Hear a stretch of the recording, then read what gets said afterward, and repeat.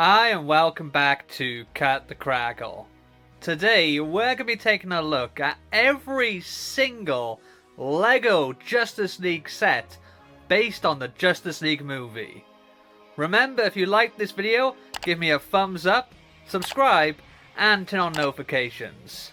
So this is a collection that actually started all the way back in 2017 when the original theatrical release of Justice League hit cinemas. Back then, LEGO released 3 new sets based on the movie, but I actually only picked up one. This is set 76085, Battle of Atlantis. And really, if I'm being completely honest, this set doesn't actually belong to me. It belongs to Mrs. Craggle. She's a massive fan of Jason Momoa for obvious reasons, and has been since Stargate Atlantis. So as soon as there was a LEGO minifig version of him, she just had to have it. And to be fair, this is a pretty cool set. I actually did a review of this back when we first picked it up. And recently, Mrs. Craggle has rebuilt this because I've collected the other 2 sets in this collection.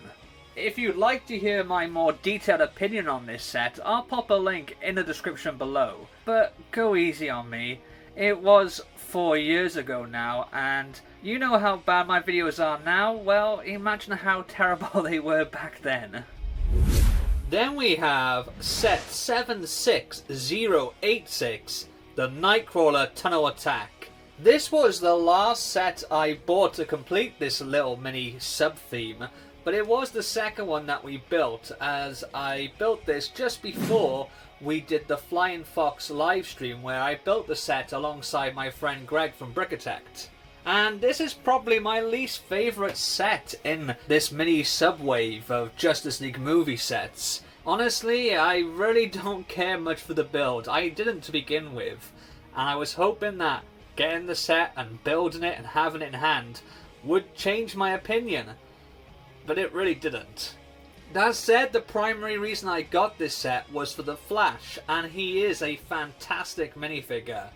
And he was going on his own for about half the price that I paid for this set, so I still feel like I got great value there.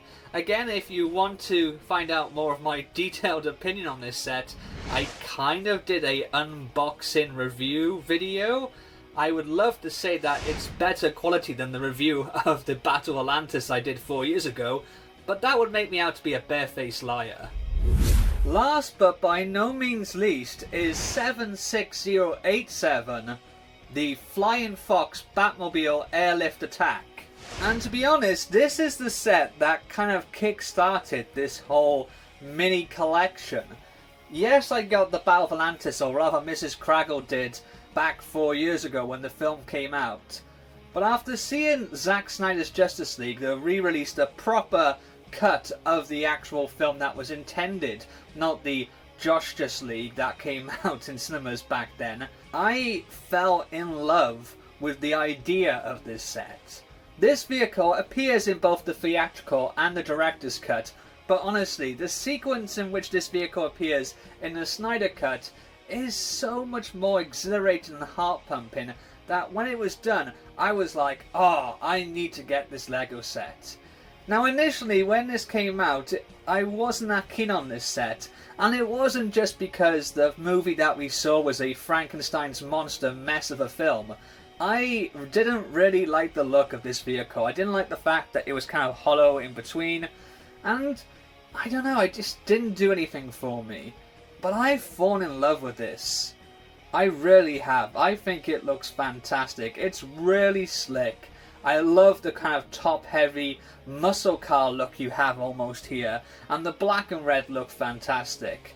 My main issue with this set is the fact that we have the Bilbo Steppenwolf, which is perfectly serviceable as a representation of how he appeared in the theatrical release, but as a fan of the Snyder Cut and Steppenwolf's true form, this just doesn't cut the mustard.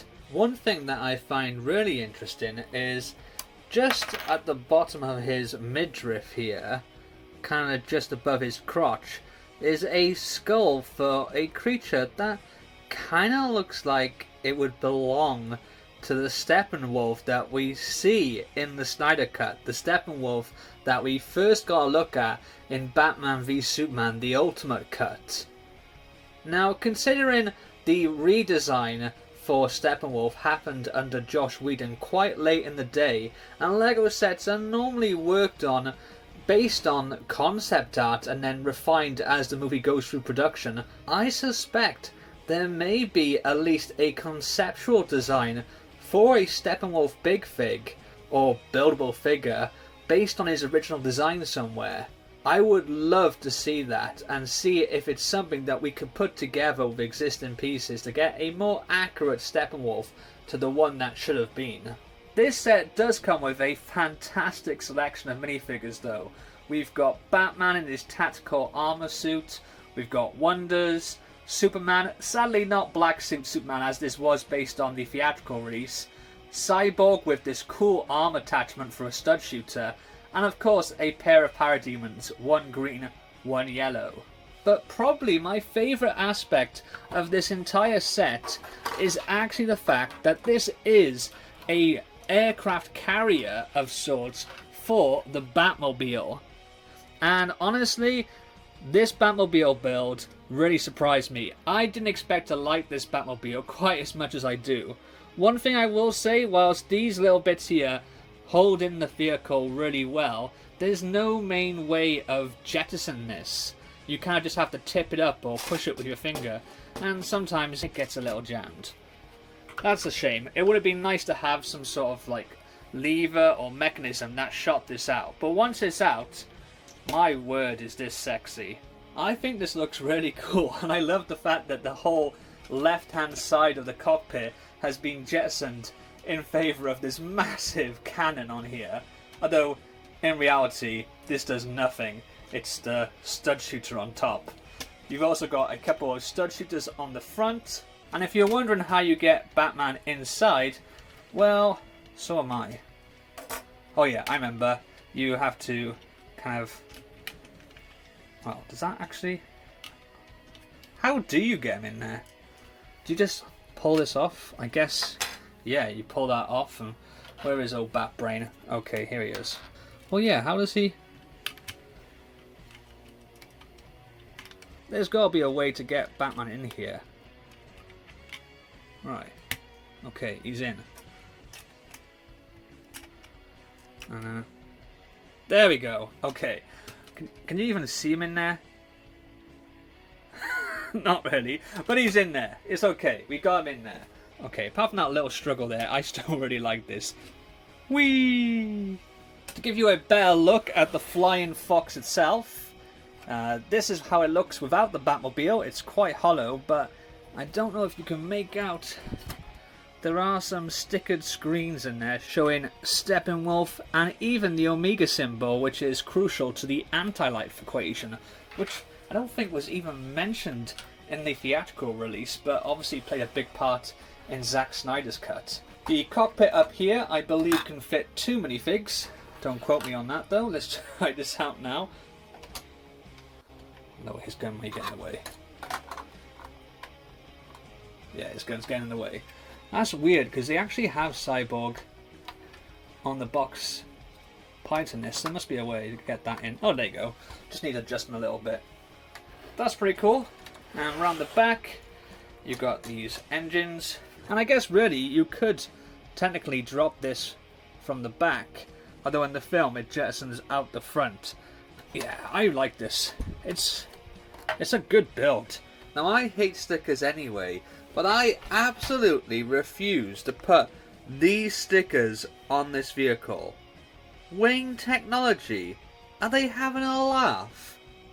No wonder Lex Luthor was able to work out Bruce Wayne was Batman so easily in Batman v Superman if he puts Wayne Tech logos all over his Batmobiles, flying foxes and what have you.